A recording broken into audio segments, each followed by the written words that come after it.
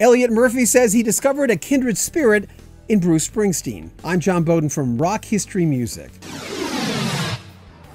Elliott Murphy was a big part of that East Coast New York sound. Even though in the United States, well, in North America, he sold across the country. He was known as, well, to some, the next big thing in the 70s. He ran into some bad luck, changed record companies way too often, and things just didn't work out. Many years ago, though, he moved to France and started realizing he had an amazing following in France, amazing following in England, in Italy, all over Europe. In previous videos, we've talked about his friendship with Lou Reed and Billy Joel. This time around, Bruce Springsteen. Springsteen and I do go back, Bruce and I. We've remained closer friends for a very long time, because the guy who kind of discovered me was a rock critic named Paul Nelson, who worked at Mercury Records. And he took me to see Bruce play at Max's Kansas City in, Jesus, it was like 72, I guess, or something. It was early 73, and there were 50 people in the audience, and Bruce performed like there were 50,000. And he introduced us backstage, and we've gotten to know each other ever since. And he gave me Bruce's first album,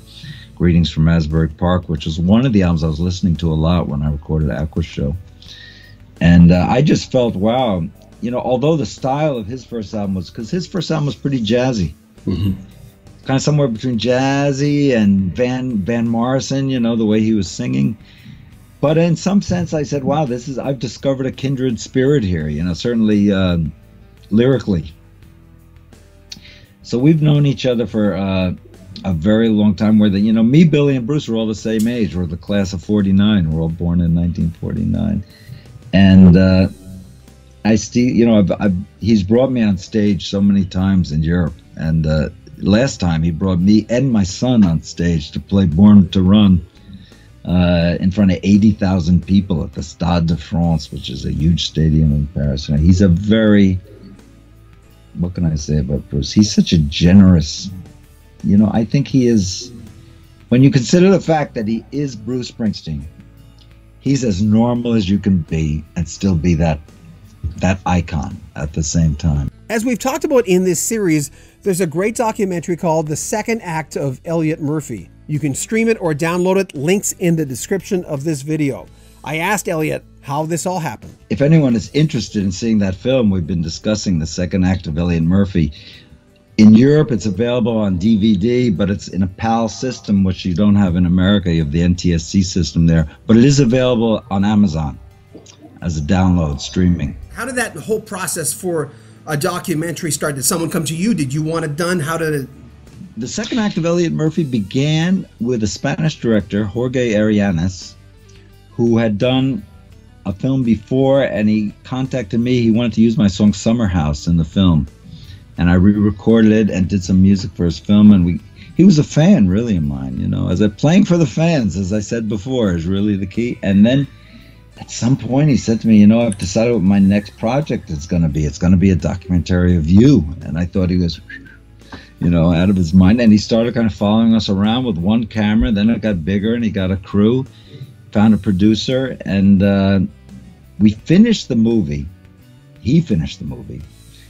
And he said, the movie is missing something. And he said, we got to get someone else in it, like Bruce. And I said, well, I'll call him, but, I don't know if that's what he wants to do.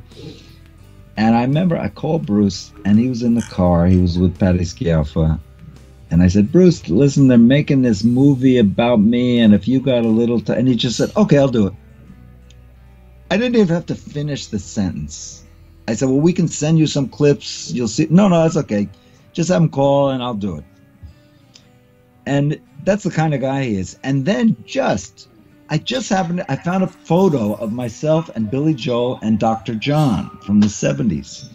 And I wanted to get it to Billy Joel through a intermediary who knew Billy. And I got that to Billy. And I just reached out to Billy the same way. And it was like, yeah, no problem. Wow. And they happened all at once. Billy's was done in Florida. Bruce was done in New Jersey. I think one thing those two icons might have enjoyed about doing it is they were able to do an interview and not speak about themselves. And I think that's rare for them. But the things they both said about me in the film were the kind of things they would never say to my face. You know, but I was so touched, and it was just so generous of them. And, you know, they say when you're a child, you need love. When you're an adult, you need acknowledgement. And I couldn't have asked for better acknowledgement than I got from Bruce and Billy.